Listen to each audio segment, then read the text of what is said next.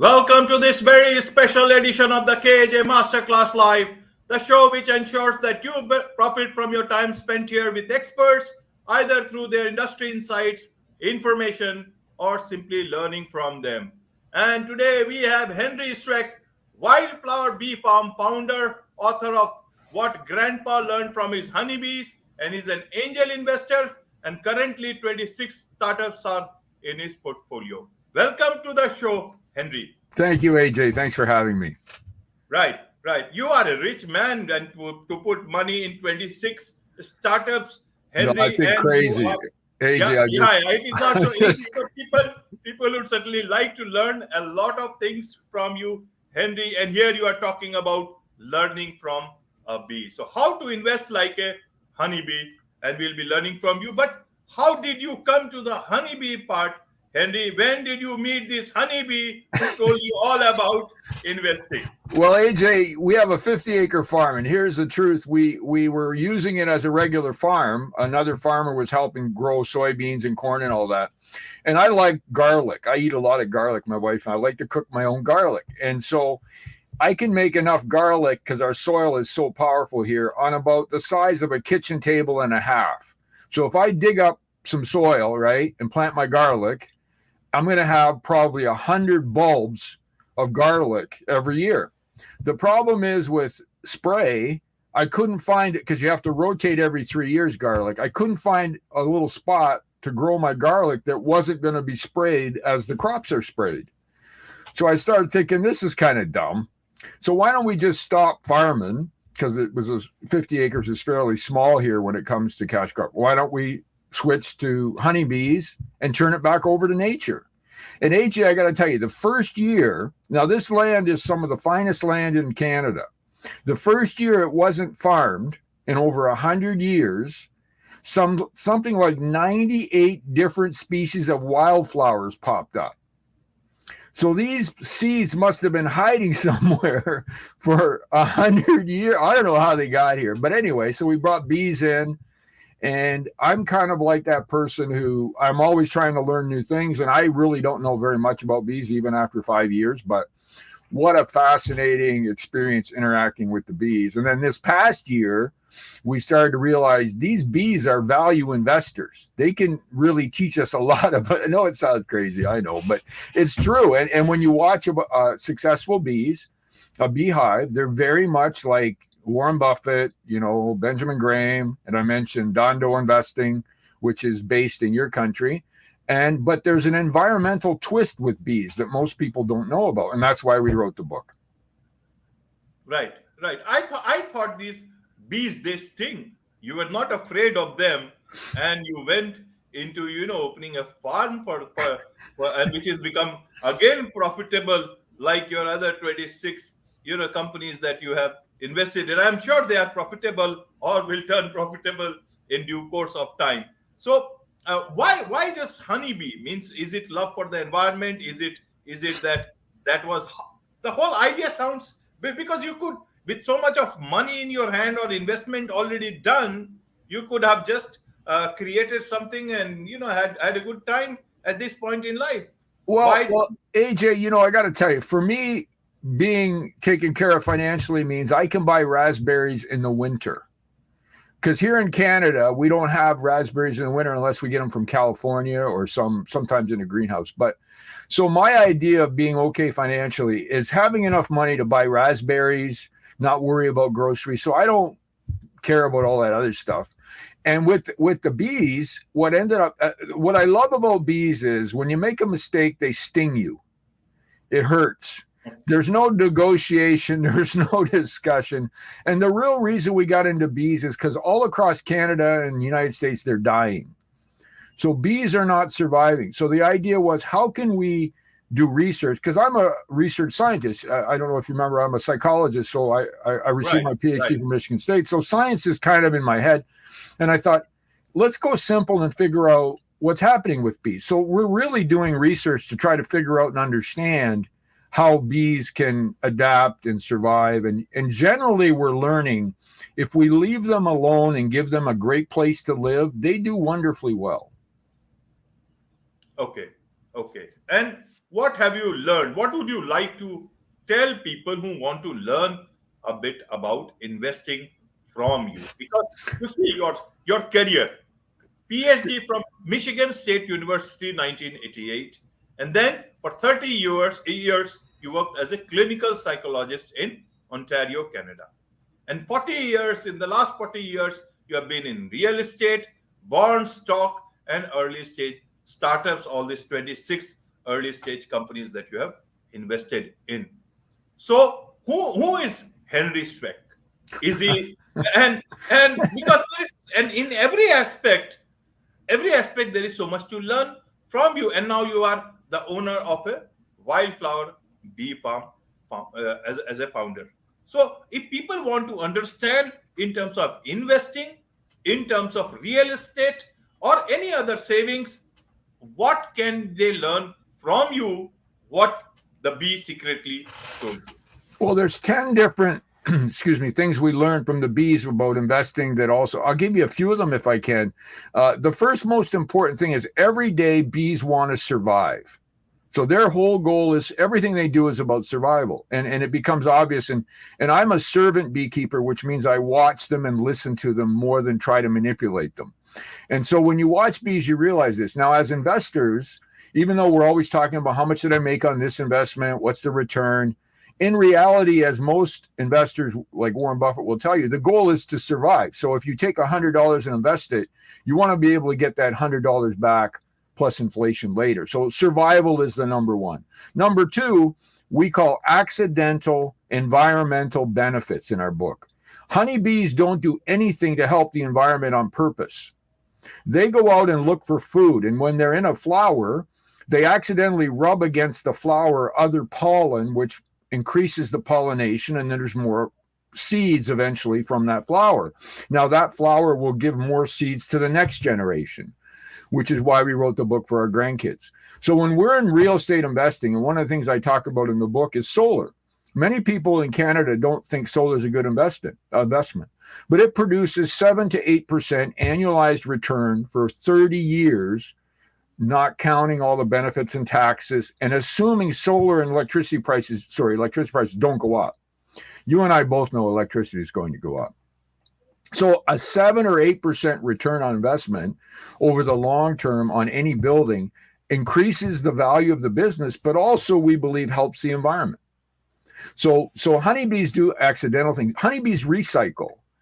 So if we recycle and be smart with our money, if it's going to help us save money or make more money, it's a good business practice. So what the bees really teach us in general is rather than go after something because it's good for the environment, start with a good business decision for that environmental initiative that increases your profits, because that's what's likely going to continue. And so those are some of the examples. I have some favorites in there. If we have time, I'll talk about. But from a value investing. Yes, please. Yes. One of my favorite things is bees are attacked all the time. So wasps on a typical day in the summer will they'll send scouts out and they'll test the defenses of the entrance of a hive.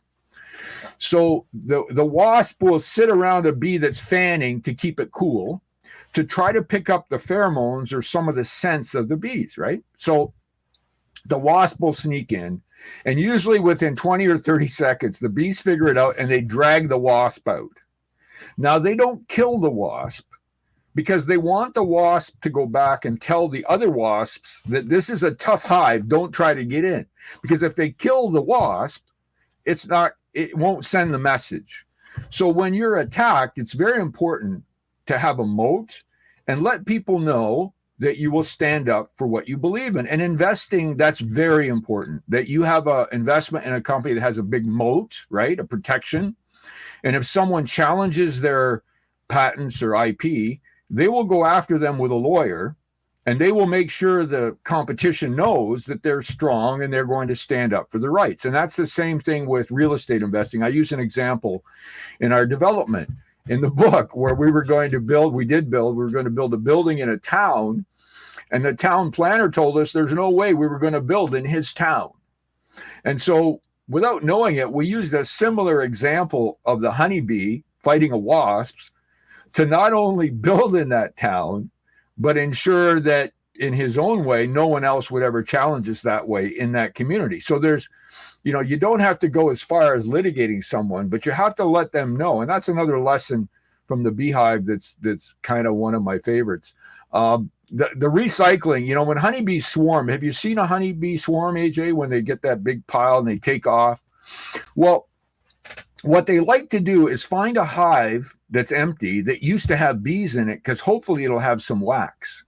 Because the bees, when they swarm, consume all this honey, right? They just need something to get started. It takes 7 pounds of honey to make 1 pound of wax. So if the bees can find a hive where they can recycle the wax, it's better for them economically, and it's better for them to survive. So recycling for humans in business only matters, again, if there's a financial benefit. For the bees, it's a 7-to-1 ratio.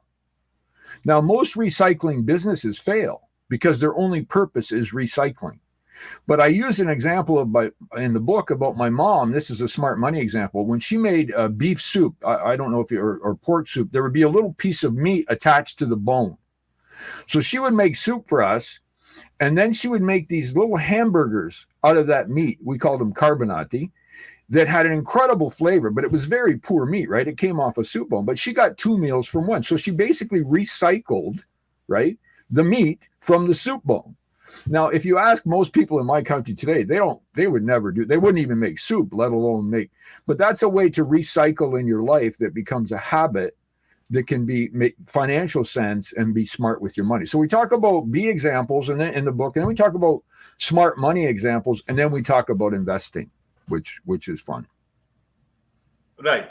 So in terms of being smart with our money, how do I know if I'm smart with my money? Because if I don't know it, then I cannot do anything about it. So is there a way to know whether one is smart or not smart about it? Yeah, and maybe it's partly because of my clinical background, but if we're anxious or nervous about money, if we think about it a lot in a negative way, paying bills, those kinds of things, then I'm impressed by that fact that someone would first say, wait a minute, this money thing is bothering me. I'm worried about paying my mortgage or my bills, my rent, my buying food is so expensive. So as soon as you start worrying about it, then I think it's helpful to start looking at other ways to be smart with your money. Because, you look back at you said Michigan State. When I got out of Michigan State, I had 5 jobs at the same time. I had 2 children. My wife was pregnant. I was broke. I had no money. I went back as an adult student. I quit my job as a teacher and went back. So when we came to back from Michigan State, I had 2 full-time jobs and 3 part-time jobs. And it was crazy. And I made big mistakes. In the book, I talk about the ice cream. I started an ice cream company. I had no idea what I was doing, AJ. I had no idea. And yet I talked malls into we made ice cream in every shop and all of this. But AJ, I just told you it's minus 20 degrees here today. Do most people want to buy ice cream when it's minus 20 degrees? No. Here it is plus 20 yes. degrees real, normal.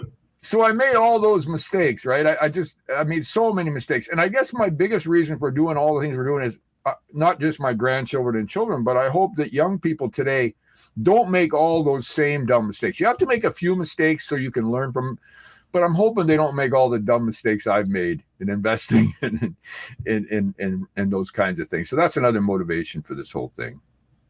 Right. And where do they get? I guess the book is out in the market now. Yeah, you can go to Amazon. What Grandpa Learned from His Honeybees. The Audible book should be out in a couple of weeks. We're having an actor do the video, the audio part. But you can get a Kindle or you can get the physical book. What Grandpa Learned from His Honeybees. It's out there right now. It just came out a couple of days ago, actually. Right. Now, Henry, just to re-emphasize, you talk about, that honeybees can teach also about real estate. A lot of people are very positive about real estate. A lot of people are not so positive because real estate is not for everybody, not for everyone. Everybody has different experiences regarding this. So what would you like to help us know what honeybees you learned from their psychology about real estate?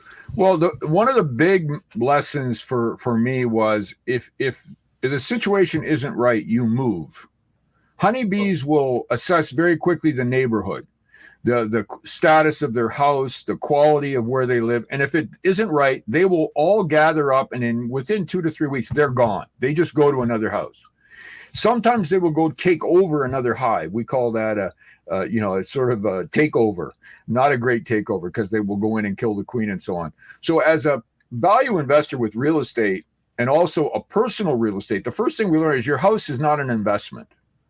So if you have a house that you live in that you bought, my opinion is it's not an investment, doesn't produce income. And just like the honeybee, when you move, you have to go live somewhere else. So you have to take the resources. In the case of the honeybees, it's honey and the queen and pollen. But as humans, when we leave, we take our money with us or our memories when we sell the house, and we have to buy another one, just like the honeybee. So it's not an investment. And that's another lesson from the honeybees. But what I really, today in this country, I'm not sure what it is in your country, the price of real estate in big cities is really difficult. And when people say to me, it costs too much to live in Toronto, New York, Vancouver, perhaps in some of your cities, what I say is, well, like a honeybee, you move. No one says you have to live there. There's a situation I explain in the book where you can go to a part of Nova Scotia, which is on the ocean here in Canada.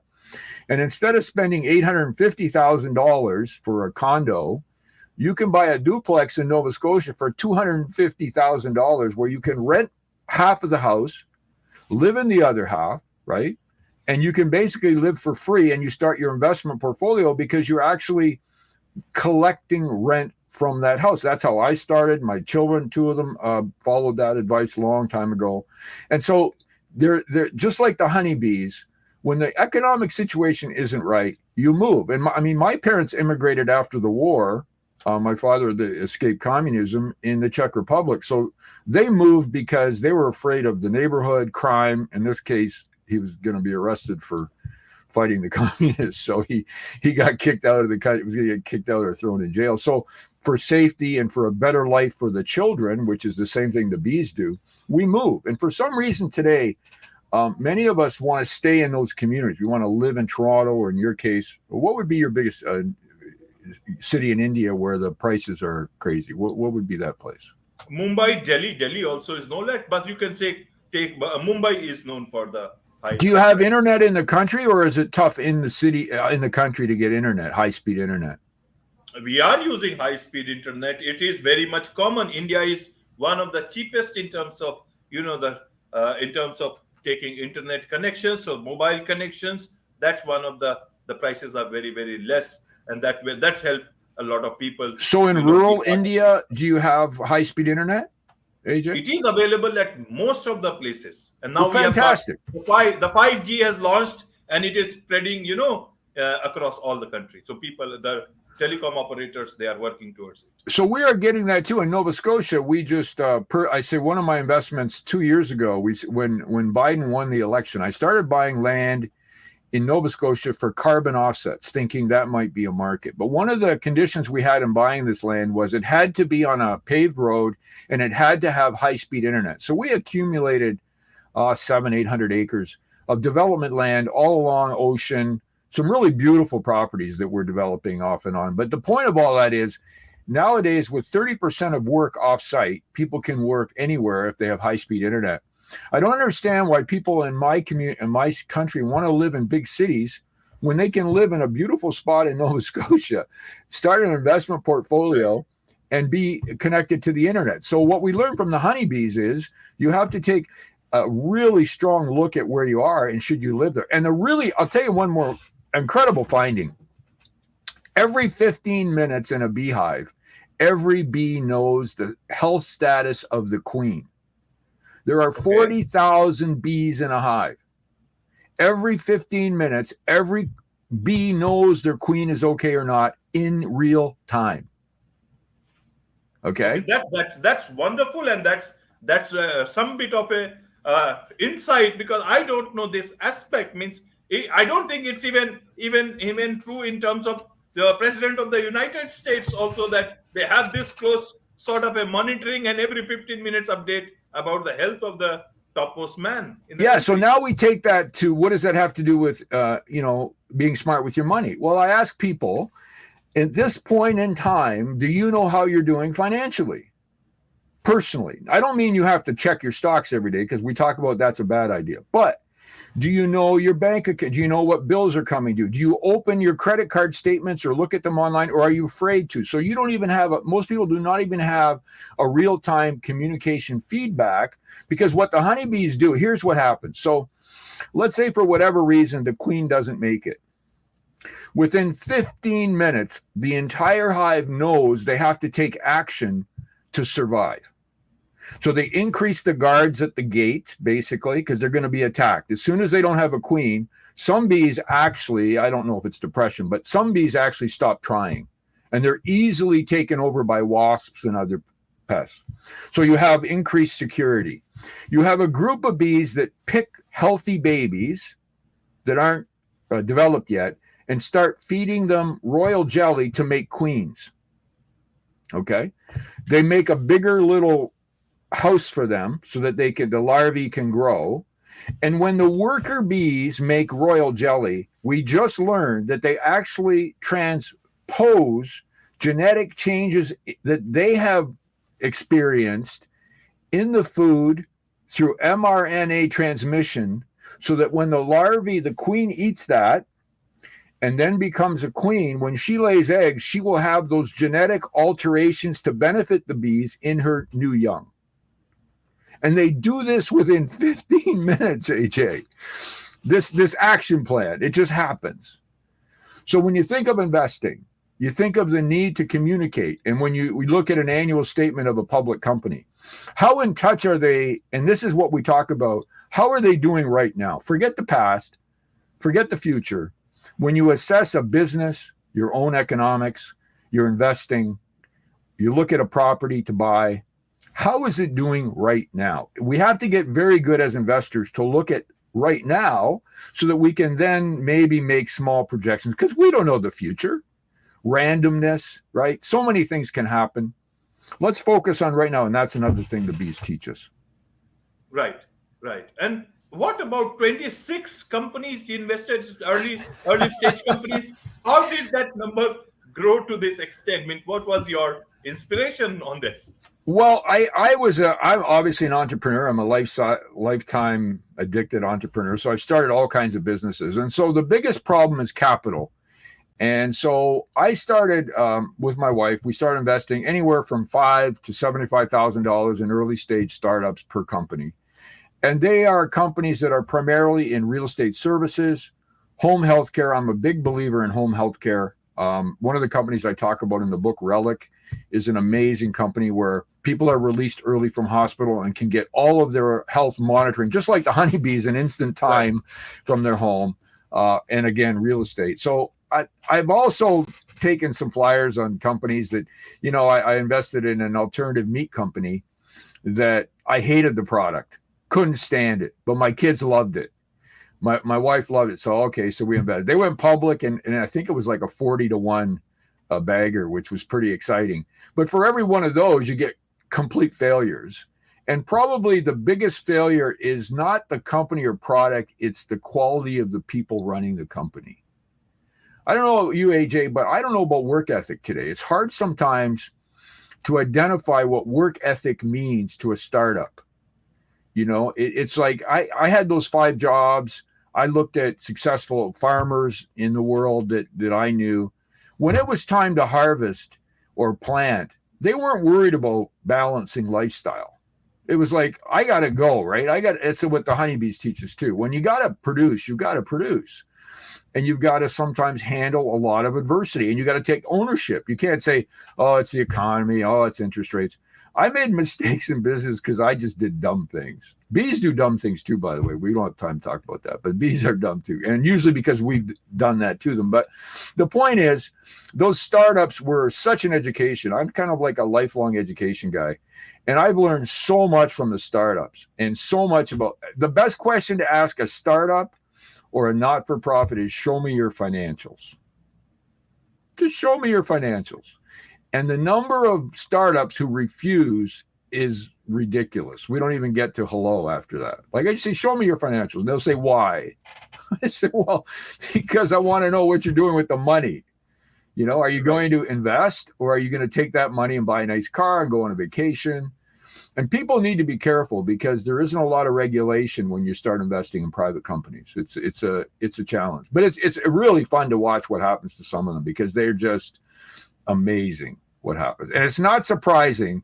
I have a sort of a bias, I guess, to invest in people who have challenges because of disability or they're first generation Canadians. I love first generation Canadians because they, just like my family and myself, you know, you know where you came from and you know how hard it is and how democracy is important. And somehow that's lost on generations of people who haven't had those challenges. You know, what did you overcome in life? And what was your challenge that you overcame? And if you've got some of those and you can explain how you did it and take ownership for your mistakes, the only way you learn is mistakes. People are always afraid to make mistakes, right? Right. And mistakes are everything. You have to make mistakes. You just don't want them to be, you know, career ending or life ending like the honeybees, or like the value investors talk about, you know, try to get your $100 back if you invest $100. That's the challenge. Right, Henry. You know, I'm just wondering, you got all the things done rightly now in right places with enough money in your hands. Why do you still start your day at 4 in the morning? Why do I start at 4 o'clock? You can sleep till the time you want. Means a lot of people dream of this. As an entrepreneur, as an independent, as whatever, you know, they just want to have an easy life. Well, if I wake up, first of all, I don't want an easy life. I think an easy life would make me soft. And you know, the hardest thing to learn for me was success, how to handle success. I can handle failure, right? I can handle catastrophe. I hate to see it, but it's life. It's part of life, right? But when things get good, I always get nervous. I don't like good. And I have to fight that every day, you know.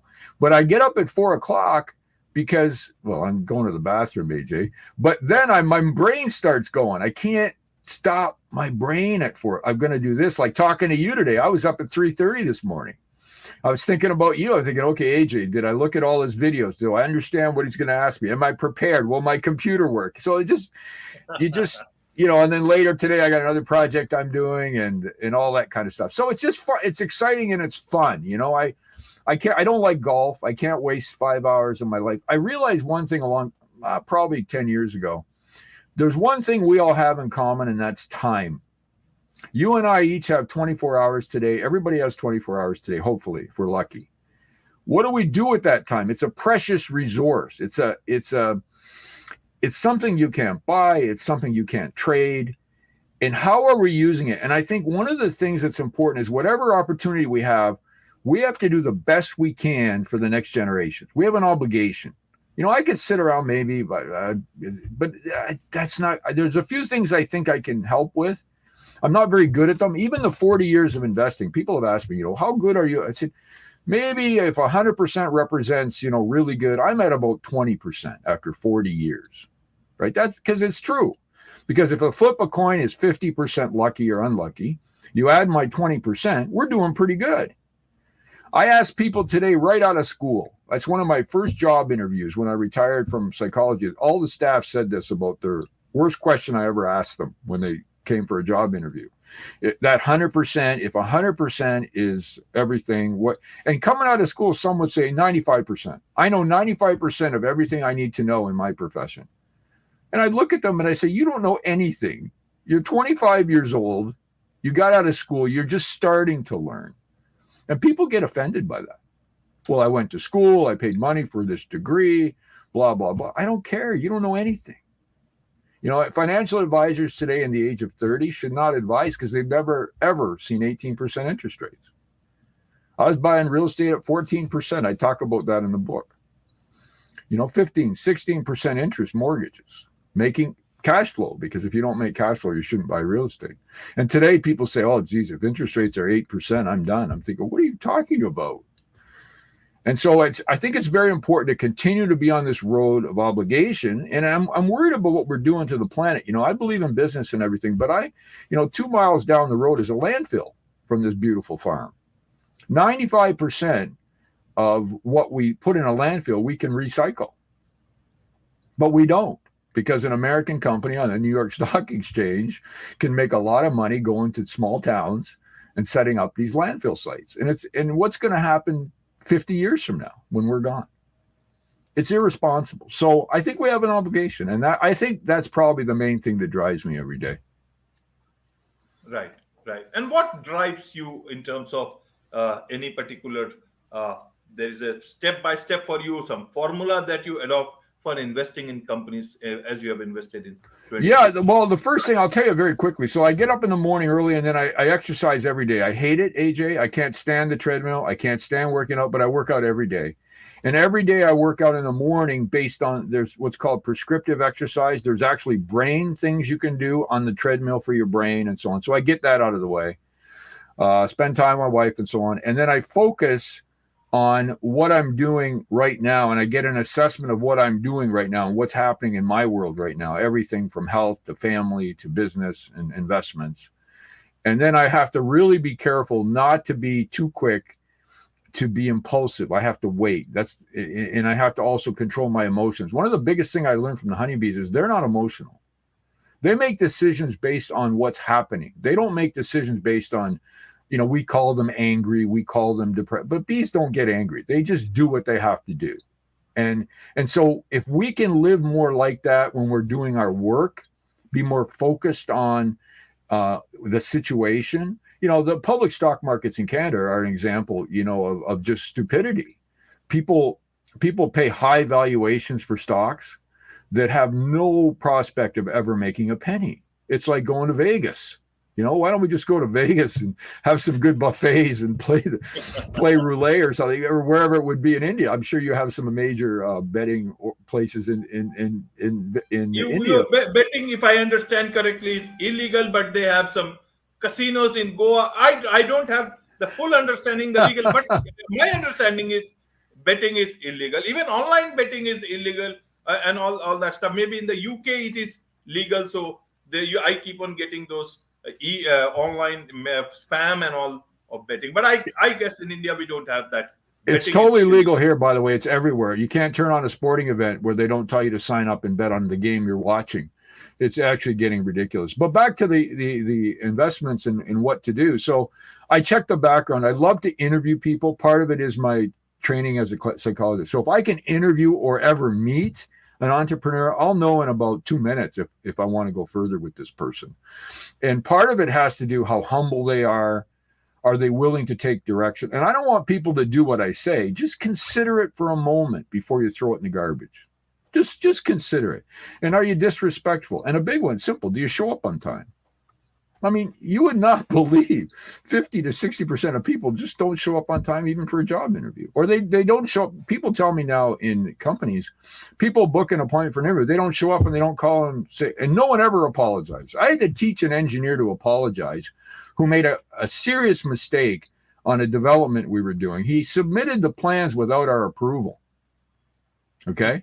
And he changed the design of the subdivision without our knowledge. So I said to this guy, look, can you admit you made a mistake? He couldn't say word. I made a mistake. So why is it like, why is this changing trend? How is it? Because this is not just, indicative of individual, but I guess if it is happening at a wider scale, and I can tell you even on podcasting, I feel it with several guests. So why is it? What is in your understanding? Is this world changing like this? We are not responsive to other individuals, and especially in work scenarios. Well, I had to bring it to my profession as a psychologist, and also I'm a parent, 3 children. I think it's our fault as psychologists, and it's our fault as parents, because we've told parents, don't discipline your children. Don't expect them to achieve. Don't have them. They can't have any hardship. So you have to run interference. Don't let them fail at anything. If they don't make a hockey team, go yell at the coach, or a cricket team, or baseball, or whatever the sport may be. And so years ago, I wrote a book, and the horrible title, AJ, never call a book this, but I'll tell you what the book's called. It's called Don't Be a Wimp, Raise a Strong Leader. Okay, wimp in our country, you know what that means. It means don't be a pussy parent, I guess is the word. Right. And so I went and I found two people that I knew that were strong leaders, two people I barely knew, and two strangers. And I wanted to find out how they were parented. And from that, I used my experience and wrote a book about how parents could parent children for leadership. And I went from one coast to the other. One woman, one girl at 18 was a snowboarder, and she became paralyzed in an accident. And I was able to interview her mother and grandmother. And because she's this woman who's now a Paralympian, now she's retired in a wheelchair, was an incredible leadership example. So how do you raise a child to be that way? And without a doubt, and it's just a sample of 6 in our experience, you and I, in life, there's discipline. Children have to work to earn things. The word no is said occasionally. Many people did not hear the word no in my employees until I told them no. No one had ever told them no in their life. Failure is part of life, right? How do you overcome obstacles? Now, obviously, we want to protect our children. We want our children to have better and more than we do. But sometimes as parents in that quest, we do things that aren't in their best interest, because the purpose of parenting is to have your children leave your home and survive without you. My wife and I talk about this. We say, probably when I die, it'll be a couple days, but after that, my kids are fine. Like they don't. And some people are so into their kids. It's like, I got to see, and I love my kids. I talk to them every day if I could, and they're amazing adults. I'm so proud of them as husbands and fathers and later professionals, but what they are as people. But I know a couple days late, they'll have a few drinks, say, Dad was a good guy. Now let's get on with life. That to me is success, right? And that's what I think. And so I think the answer to your question is we're now getting the product of bad parenting. And there are schools in this country, I'm sure it's different in yours, where there are no winners anymore. You go to a grade 8 graduation, everybody gets an award. I said, geez, when I was in school, you had to work to earn awards. You had to do it. And people forget, you look at some of the world's greatest athletes, they work hours and hours a day. The reading of books required, the financial, like to be a good value investor. I mean, I'm just starting. And it's only been, 40 years, but I read and read. I mean, everyone has to read. Hopefully they'll read our book too, but the Dondo investing, Pabre's book is so the book starts, I'll tell you quickly, the book starts by talking about an Indian family who owns 50% of the motels in America. 50%, AJ. And how they got there. What did they do? How does someone come to America with nothing and end up, that family, that network of people own 50% of all the motels in America? It's an incredible story, right? It's value investing, but it's also a whole bunch of other stuff. And the sacrifice, and I think that's the other piece. People don't understand. You got to wait, postpone your reward and sacrifice to get somewhere. And that's something I think we've lost. And I think I stopped, actually, one of the reasons I stopped farming here on the farm myself, when my children all grew up and we kept the farm for the kids to have a summer work ethic, I was tired of doing parenting with kids I didn't know, because they didn't know about coming on time. They didn't know what it meant to work. So I, as an employer, even though it was just a summer part-time job, had to take these high school kids and teach them, okay, if you got to be here at 8 o'clock, you should be here at 10 to 8, not 10 after 8. And they go, what do you mean? Well, we start at 8, so come at 10 to. Get your coffee, get your whatever, water, get ready. That was a lesson we had to teach. I mean, if I ever came late, my folks would deal with me. I don't know about you. What was your childhood like, if you can share? Yeah, we will have to be. It was like in many parts of the world. In India, you listen to your parents, and you have to do things which are right. You have to respect your elders. You have to do things which are initially, when you are children, then you feel that those things are not good. But you also understand, even at that point in time, when they are insisting on you to study, to do the right things, to learn about discipline, to value money, to value hard work, that thing is what it works. works a lot. Because I'll tell you what, when I was a child, a lot of times I used to feel, what's the use of study? Because I can live without study. I can do something else. And while doing so, I used to get, some heavy scolding and even sometimes a few slaps on my face. But now I understand, if I did not go and study or study well enough, I would not be able to talk to you today.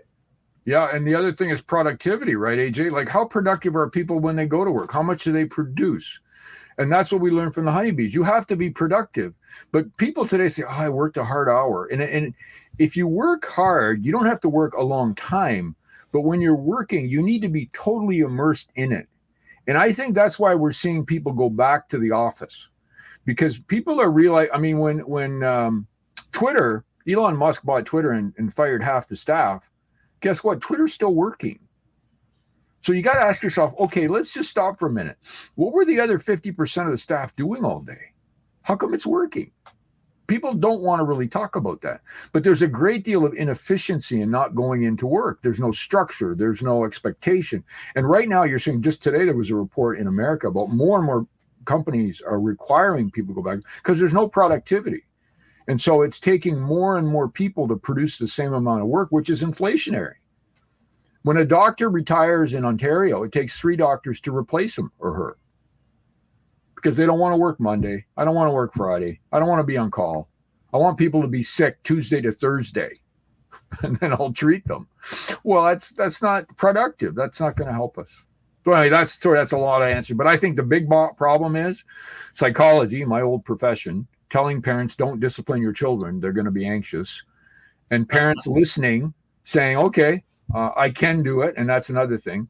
I call it saying no because of economic reasons, right? Sometimes as parents, we say no because we can't afford it. Our child wants something and we say no. The problem is when you can afford it and have to say no. That's the toughest parenting strategy because you want to give it to them because you love your children. But sometimes to love them, you have to say no, which I think is a hard thing for us to do today. Exactly. And that's the same we learned in our childhood and so many times that even if you have everything, parents do say no. And that teaches them a lot of time. But don't you think as a parent, that's hard to do? Yeah, it is hard to do, but sometimes you have to, like honeybees, you have to make sure that the children are able to stand on their own feet.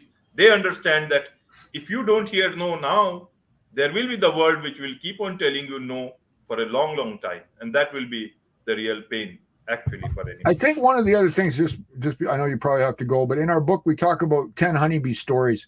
If people just read the honeybee stories, they'll get a sense of the environment. They'll get a sense of understanding of how habitat's important. And I'm hoping that will also just forget the money part if you're not interested in finance or, being smart with your money. Knowing about honeybees, as you know, education helps us better understand them. Honeybees are a very brutal species. They are aggressive when they have to be. They are tough and they are necessary because when we bring back the honeybees, we have I think about 80 different species of natural pollinators. So we have bees that came back from somewhere that are wild bees that pollinate, bumblebees and all kinds of insects and plants. We have snakes. We haven't, and in Canada, we don't have dangerous snakes as you may have in India. We have snakes that we haven't seen on this farm since I was a child. So we're seeing more and more. And my final goal, you asked me what my goal is for the environment side. I would like 1 acre set aside for every 100 acres farmed in Canada. Because insects, animals can live in 1 acre. It gives them almost like a gas station of life, right? They can get food, there's water, there's protection from sprays. And so that's my long-term goal. So 10 years from now, if I'm successful, it'll be because we have more 1 acre plots. We have a 50 acre plot here that's just beautiful. But I'm hoping that other people will jump on the board and start making little places. Even people with gardens can grow some extra pollinator plants and do some things to help the environment. Right, Henry. That's a nice thought. And in fact, my larger question is that after having achieved so much in life, Henry, what is it that now you seek? Well, that's a heck of a question, AJ. That's a good question. Justice is a big one for me. Freedom of speech is a big one on a sort of a political sort of level. Open-mindedness, ability to not let my emotions, like from a personal growth and development. I have trouble when I see people with a lot of opportunity to help people and not do it. That's probably my biggest Achilles. If you were reading The Art of War, saying, okay, how do we get Henry? It's make them be around people that have tons of potential and don't use it, and don't help other people. I think it's about helping other people. And I've helped people, in my practice. I think it was like 12,000 people we helped in my mental health clinics. And it goes on today. It's an incredible clinic. But it's just, I want to help as many people as I can before I'm off the planet, because I think there's just a few things I'm good at, not a lot, just a few things that I think I can maybe help make things a little better for the next generation of grandchildren, which is why we wrote the book, the next generation of everybody's children and grandchildren, because we have, it's coming. You can't keep burying tons of waste that you could, recycle or not use. And I think we just need to realize that there's a business example. It's not just about, we have to destroy business to do this. It's about, it's better for business to do this. And I think that's something we need to accept, just like the honeybees have. It's all about business for them. But in the end, they're making the world a better place, which if we could do that, that'd be pretty cool. Right, Henry. In school, Henry, we read about a poem, and it was about King Bruce and the spider. So the King Bruce learned a lot from the spider and won back the war, which he was losing. He lost several times. Today, you helped us understand so much from Honeybees about money, investing, and also about life. Thank you so much for all this. Very kind of you. Thank you. On this note, it's a wrap on this very special edition of the KAJ Masterclass Live. Thank you so much indeed for joining us. Thank you, AJ.